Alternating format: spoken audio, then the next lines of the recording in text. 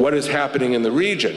Some might say that the region is actually less threatening. We don't have the massive Soviet-equipped armored forces that could mass on our borders that we saw in 1973 and the Israeli army planned for years later.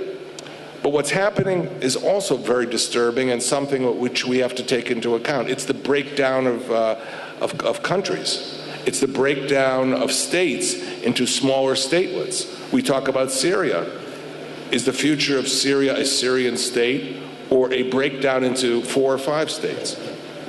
For years, we talk about what will be Israel's border, and some references are made to the 49 armistice lines. Well, you know, right now, we're in a position that the 1916 Sykes-Picot lines are about to melt down.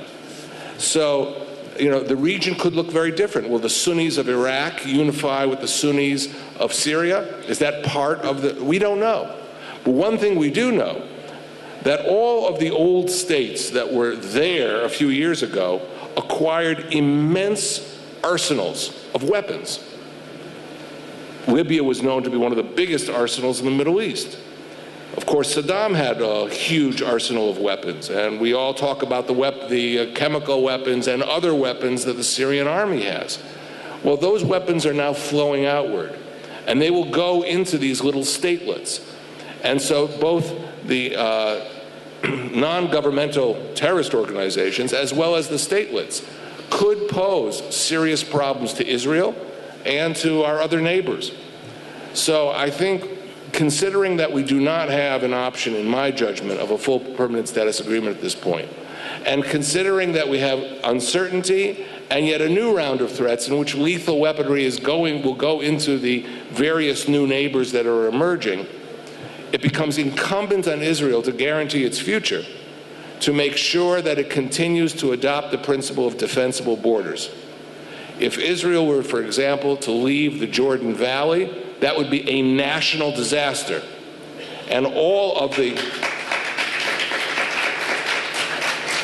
much of the weaponry, for example, shoulder-fired missiles to take down aircraft, would begin to flow into the West Bank. They are now in the Gaza Strip. They are not in the West Bank.